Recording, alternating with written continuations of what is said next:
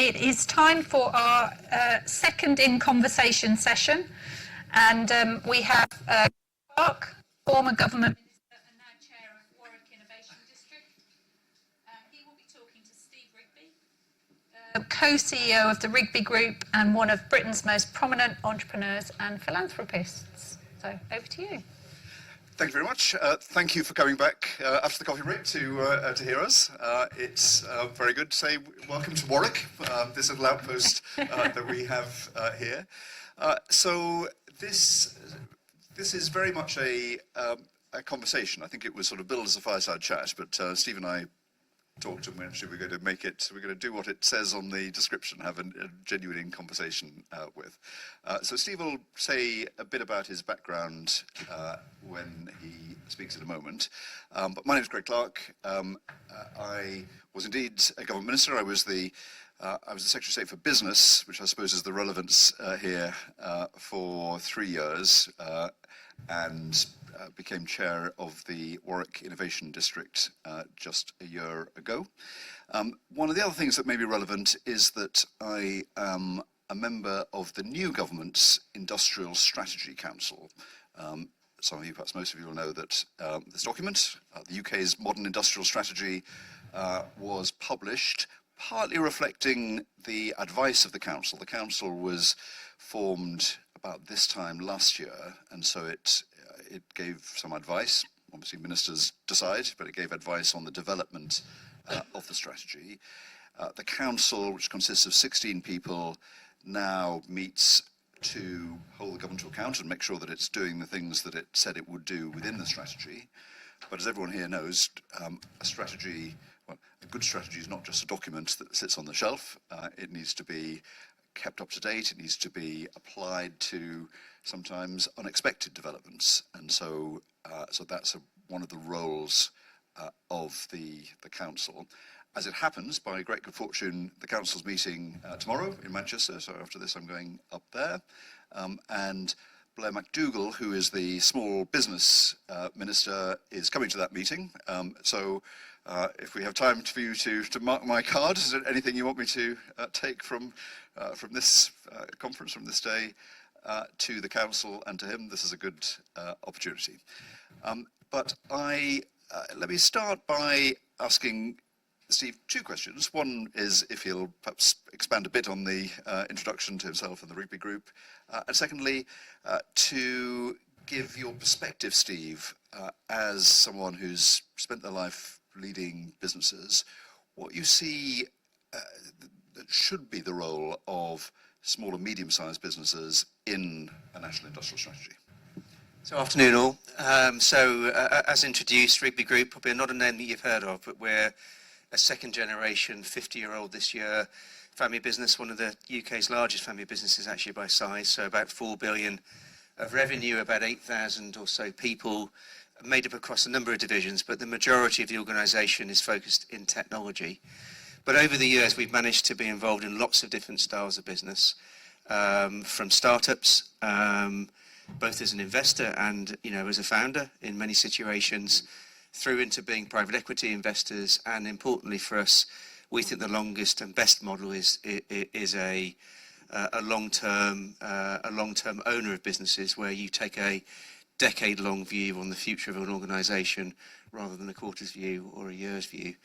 But across those varying areas, we've managed to build some very large companies. So in the UK, there are about 1,500 or so large businesses. Large is defined as 250 employees or more in the private sector.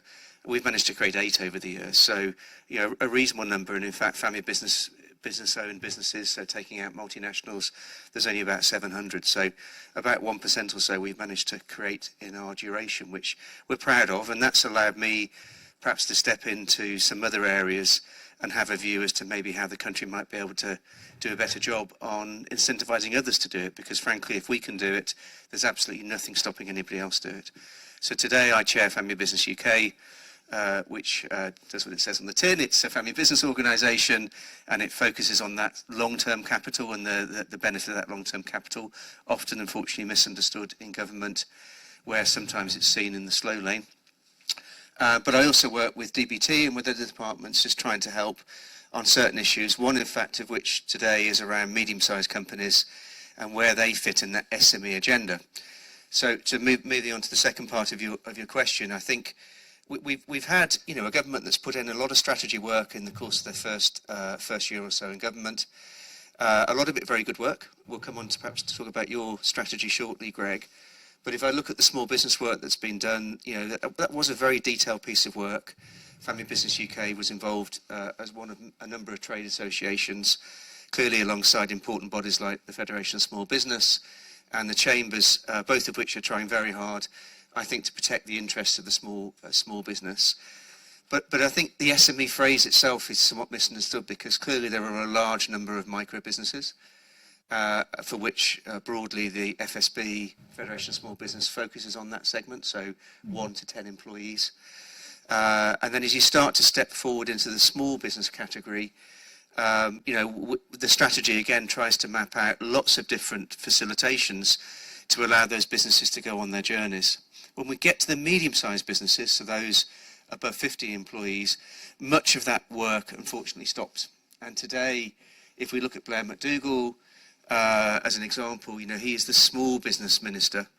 He has many things under his title. It's a pretty brutal list of things that he has, but unfortunately it's not the small and medium business minister. And the medium-sized companies in our regions especially make up a very significant part of our economy.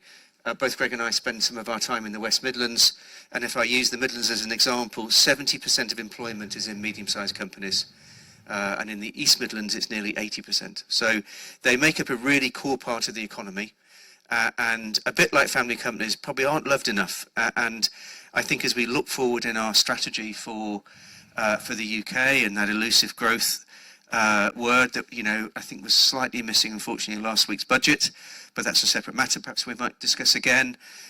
In reality, a lot of our growth is going to come from those organisations which make up the middle, and it may be a little bit boring. I'm afraid it may not be industrial strategy style businesses. It may be that everyday economy business, but they are pretty critical employers, and they're used to doing things in their way. They don't necessarily take external capital. They're sometimes a bit cautious of debt. They may well have been formed from people that haven't got very deep education, haven't been to Warwick, but have got tenacity and have got themselves into business and found their way and their path, often very successfully. They won't have grand titles in my experience. They'll be managing directors. They won't call themselves founders or chief execs. They're just decent, hard-working people that are trying hard for their families and for their communities and the people that work with them. So that middle part, Greg, I think is really, really quite important. I think that's a very helpful steer. I mean, those of you that are familiar with the industrial strategy will have seen that some of the big calls were about looking at us through a sectoral lens, which are the 8 highest growth sectors, and many of them are represented. In fact, all of them are represented in the West Midlands, so we're quite a cluster for that. There is, small and medium-sized businesses are reflected in various parts of the strategy. So scale up is quite a theme, and a lot of the businesses that I think the government have aspirations to help scaling up will be medium-sized businesses. But I think you're right, Steve, that there's what you described as the everyday economy.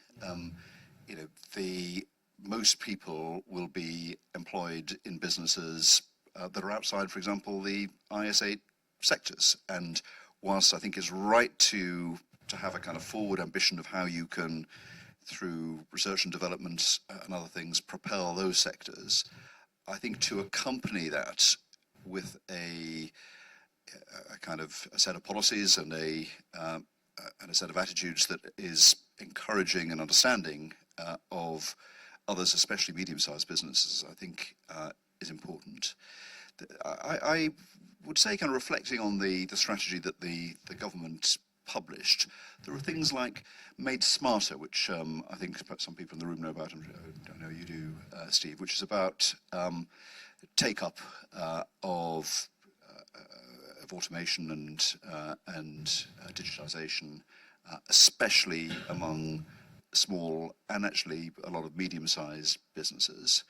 But I think the case that you're making for an explicit focus on a particular layer of businesses right across sectors, I think is a powerful one. I think it's a strong one. So obviously this is the second time you've been involved in industrial strategy. You drafted the last one in 2016, launched in 2017.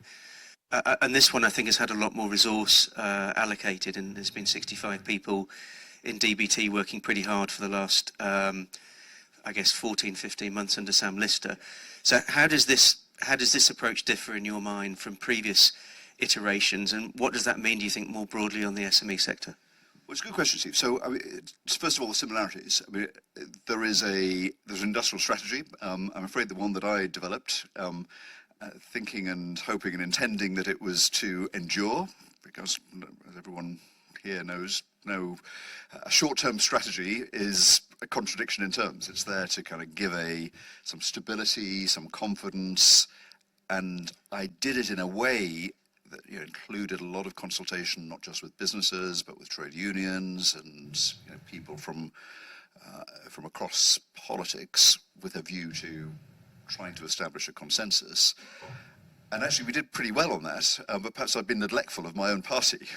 So when the Prime Minister changed, as you will all remember, happened quite frequently at the end of the last Parliament. One of them dropped the industrial strategy, and so it went back to zero. The new government had a commitment in opposition to bring it back, and I think to their credit, they didn't take a kind of year zero approach that we're going to start right from the beginning. Everything else that's gone before is a complete load of rubbish. They did draw on some of the things that we did in that, and I think the fact that one of my successors appointed one of his predecessors to kind of public role advising on it, I think was an indication of intent that they want this to continue. So I think that's a good thing.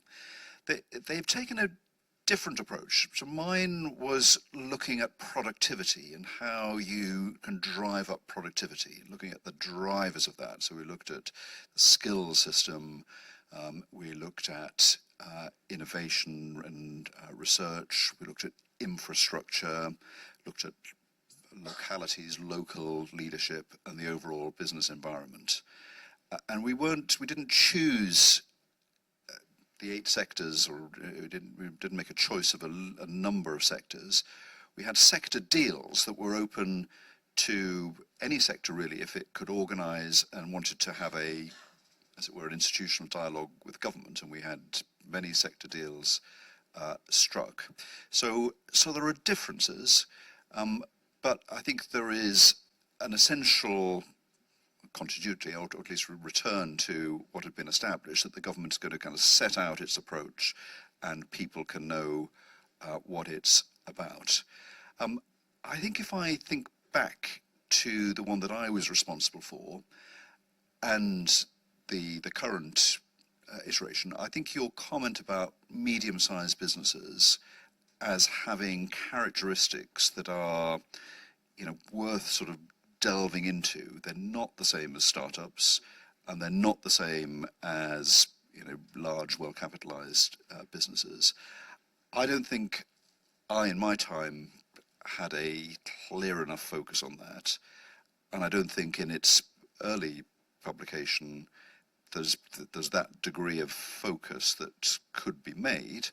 But as I said earlier, the point of a strategy is not that it is published and sits on the shelf, that actually you can, once you've set out the main blocks, then you can bring on different themes, and I hope that might be something. So if we turn to that, if you look what's happening now across the regions are all being asked to respond to the industrial strategy and their own growth agendas, which is good to see. And I know, again, circling back to the West Midlands, that's not only words, it's also further investment going in, allocation of resources that are coming from central government as part of devolution, which is positive to see. And the slight concern is, so the West Midlands, as an example, is one of the few regions that has all 8. And obviously most regions lobbied to have all 8, as they would do. But in reality, this slightly over word use, clusters, does apply. If you've got, people colliding together, operating in the same industry, sparks happen. So the more you can consolidate down into a small number of creative sectors or small number of financial services hubs, as we have in places like Leeds and London, the more you can focus on that, the better. So, but as we look at those regional economies, one of the things I think that is really important, especially in the context of the SME, is working out those areas that fall outside of the IS8. So again, if I circle back to my region, things like logistics and wholesale are really important. And for lots of young people coming out of our schools, frankly, with relatively limited qualifications, actually sustaining those, what might well be minimum wage roles, but sustaining those roles in those industries, I think is also very important. It gives somebody a start in life and the ability, hopefully, to better themselves in the fullness of time. And in reality, some of those industries are going to be protected from artificial intelligence, which, you know, for all of us is an unknown. We might circle back if we've got time today just on that subject. But if we look across the regions, I think the role of the regions moving forward, hopefully we are at the start of this devolution journey and there's real momentum behind it. But if we look at what the role of the regions might play and their importance, where do you see that? So I'm a strong supporter of the idea of having devolution and having, well, in particular, that having local, regional economic leadership. One of the things which seems extraordinary to reflect on, one of the things that I did a lot to focus on in government, was creating the combined authorities and the mayors. In 2010, the only big city mayor in the UK was the Mayor of London, office just around the corner. And I, you know, someone that grew up in Middlesbrough in the northeast, kind of small town in Middlesbrough, I always felt that we seemed a long way from where the decisions were taken, and the voice of a town like Middlesbrough seemed quite drowned out in the kind of national cacophony. And so one of the things I thought it was important to do was to establish bigger, stronger voices in the regions. And I think we have that now.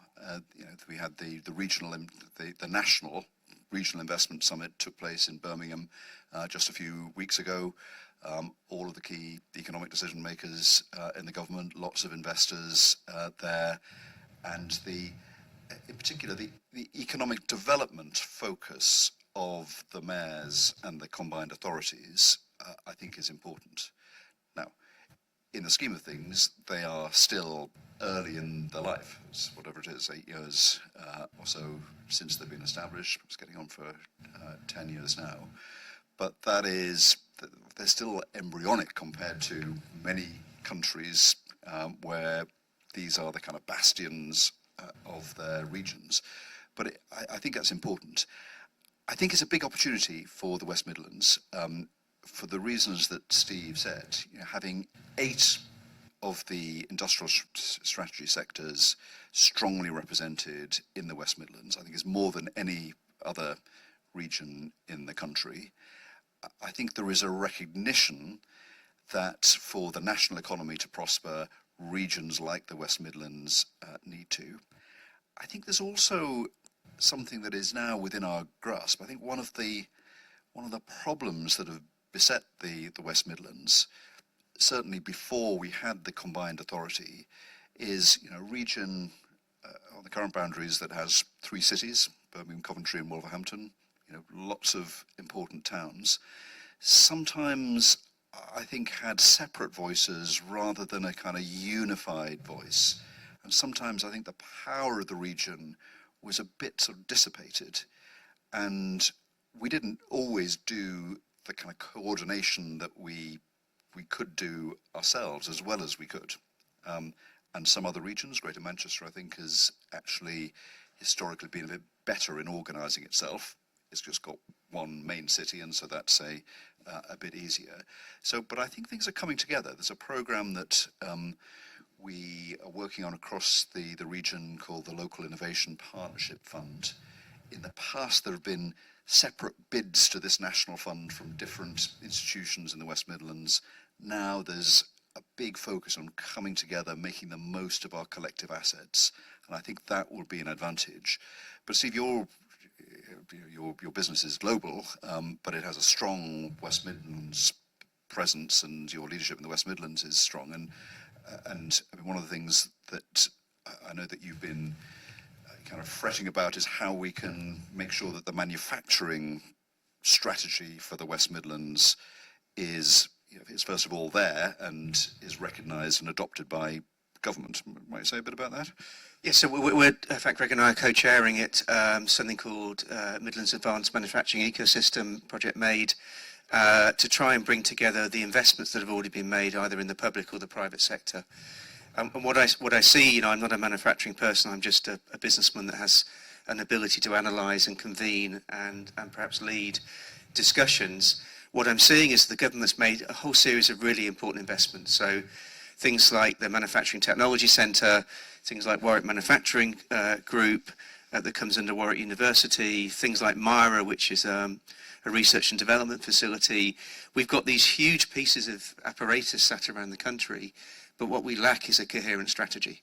So each one will have its own direction of travel, but actually bringing that together into a clear message to inward investment about what the UK can offer on a global stage. And we should be prepared to see ourselves globally capable of competing, in my opinion, against any part of the world. Sometimes that's difficult fiscally. So can we compete against China in the race for EVs or in the race for solar? I mean, those battles probably are lost. But that doesn't mean on a more broad basis, if there's not state funding, that we can't see ourselves as a global leading organisation or country. So some of it's about convening those parties together and taking a leadership role. And I think we need the benefit of public-private activity in this circumstance. It allows us to bring some of those publicly funded initiatives with some private capital and hopefully try and set a revised agenda. I think that's exactly right. You mentioned the fiscal context, and there isn't that much money around. We've obviously had the budget last week. I saw Steve anticipating the budget on the Laura Kuenssberg show a few weeks ago. Perhaps update us on what your kind of post-match analysis is. Now we've had it. So I think we've obviously got a situation where things are difficult. Whoever's in power right now would be finding life incredibly difficult. So I'm trying to be apolitical in my life. I can't always stick to that, but I'm trying to be apolitical in my life. And I genuinely think whoever was in power right now would be facing a difficult budget. The welfare train, may well have just had a little bit more coal put on the fire in the last budget, but fundamentally left the station a long time ago. Things like triple lock, being a really material component factor of that.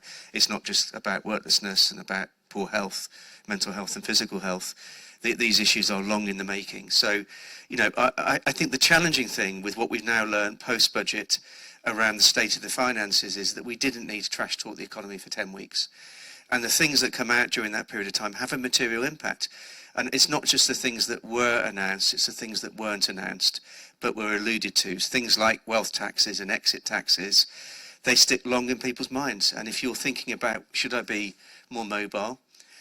Those things unfortunately do impact wealth creators. So I worry about some of the damage that's been done, despite the fact I think the fiscal nature of what the Chancellor's done is sensible, putting more headroom in, allowing us to get out this kind of doom loop of every budget needing more and more taxes. It's got to be sensible for it to do that. But at the end of the day, this is a socialist government. They've put in some socialist measures. We shouldn't be particularly surprised. That's what the public elected, and that was their job. So I'm not particularly surprised about anything. In a normal world, the outcome in that budget, despite £26 billion of tax rises, despite that being 0.7% of additional tax on the economy, these are not small numbers, as you know better than I do. I don't think the budget should allow us to escape and start to move forward. Whether the performance of the government and the media, and I have to say I don't think it's the media's fault, I think they are being given the arrows to fire back. Whether the government can escape that to allow us to get consistency, get confidence, get stability, for our businesses to start thinking, right, I'll make that plant and machinery investment, or I'll hire those 4 next people. Whether we get that exit trajectory, I just don't know right now. Greg, what's your take?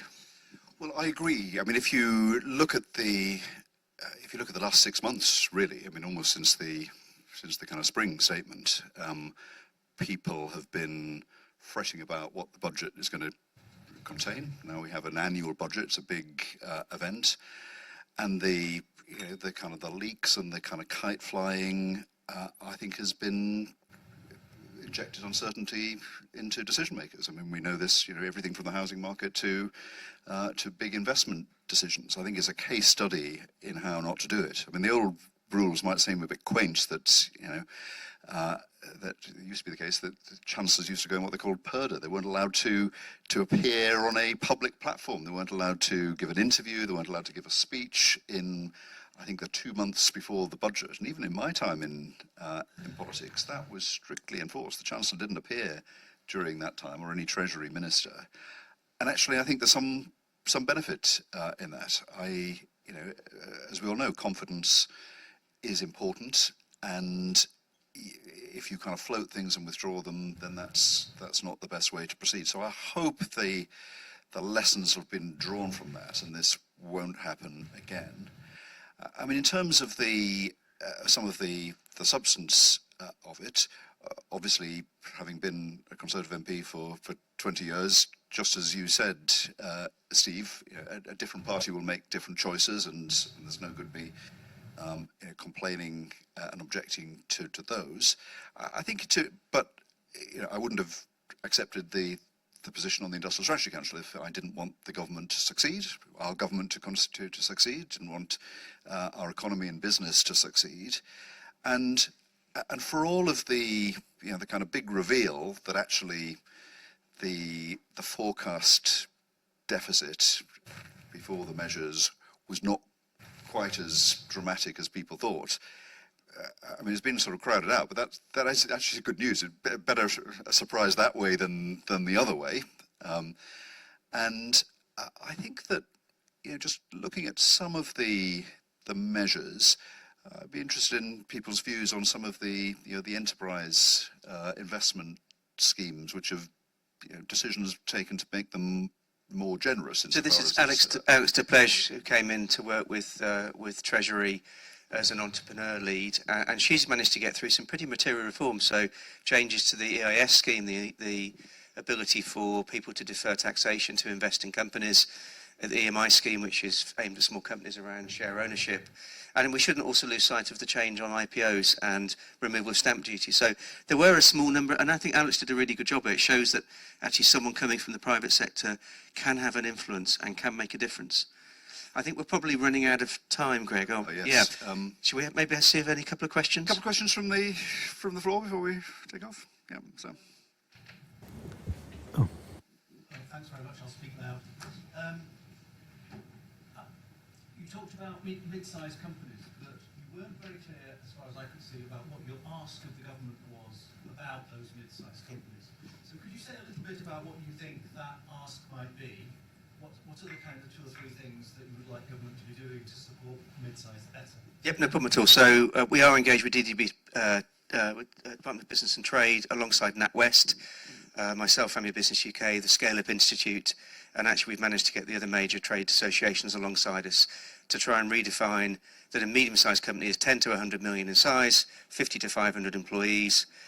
And by defining that not from a financial regulation point of view, but from a point of view of defining the taxonomy by departments, we can at least focus on the number of companies. It's 80,000. We can't focus on 80,000 businesses, it's way too many. So then we're starting to think about the faster growing companies, those perhaps growing 5% compound per annum. And in that situation, 3 times the current trajectory of the country. That's pretty good in my books. And then how do we get hold of those using the refined business growth service to use strategic account management as a way to know those companies? In my experience, thus far, I did something on tariffs this year for the automotive sector. Our region didn't know who the customers were. So that's just not acceptable. So if you don't know who your client is, if you can't track what they're doing, if you can't pick up the telephone, you can't convene them, then that's wrong. So this isn't about money. A lot of this is actually about things like convening, recognising people, awarding them for their achievements. Is about education, about things like uses of capital, and there are many different types of capital. Some are dilutive, some are not, in terms of debt instruments that can be used. So a lot of this is actually about A, harnessing those individuals by understanding who they are, and B, trying to help them through the existing apparatus that we have, not new money, better understand how they can grow. Just to add to that, I strongly agree with that idea that having what's sometimes called a kind of concierge service, people, individuals that can guide people through what I'm afraid is often quite a complex set of institutions in Whitehall and beyond. We've seen other countries have done that quite effectively, and I think expanding that, which through the Harrington Review is available to inward investors and larger companies, to expand that to the group that Steve talks about, I think I think would be very good innovation. Gentleman in the back there. Steve, thank you for all that you do promoting the West Midlands. It's great to hear two advocates of a great region. Steve, you've got business interests all over the world. Is your natural inclination to stimulate your growth through acquisition or by finding like-minded partners? That's a good question. You know, I was last week in a discussion with government on exports, and I think there's a misunderstanding behind internationalisation and exports. So only about 12% of the economy is manufacturing and therefore can export. A lot of us are services businesses, including mine. And actually, if you want to go to a new country, you put boots on the ground, you create a company. And actually, I think that's a positive thing. That's the American model. They export IP, they export brand. And I think the UK government needs to do more around thinking about international businesses, because the reality today is, you know, our growth rate is low. I don't think it's about to break out of a zone of 1.5% to 2%. Frankly, if we could just consistently get that, we'd be in a better place than we are today. But, you know, businesses like mine are now looking at places like India, the Middle East, Latin America, because they've growth trajectories of 5% or greater. And frankly, you know, businesses like ours, great British businesses that are experienced, they've got disciplines, and I'm buying a business right now in the Middle East. I mean, the level of transparency is, I mean, it's night and day between what we have as a country and how mature we are as a region. All the things that we bring to global commerce, if we can step outside of our shores, as we always did throughout, you know, our history as a great industrial nation, if we can do that, not just through export, but through that internationalisation, I think that's key. And all my business experience now, I'm only 52, but you know, I've been in the business a long time. I actually left school at the age of 16, so I didn't go to university, but I've been in the business ever since. But all of my experience says to me, it's easier to buy your way in to an international market than it is to do it organically. Doesn't mean you should give up on that. But if you have means, yeah, we should be promoting great British businesses to step outside of their shores. And not enough do. So, yeah, I think it's a combination of organic growth, export, you know, acquisition. The danger is that we're just being picked off slowly but surely by multinationals. Look at what's happened to our public markets. We are easy pickings. And yeah, we can blame the LSE, but you know, the reality is that we're just not outward facing enough. And we've got to be braver in our decision making as a country, as business leaders. And this is a business, you know, statement. But this goes back to that stability and the confidence that we need in this country to start saying, let's get out there and go and do it. I think we've run out of our time, but You have. thank you for listening to us. No, thank you.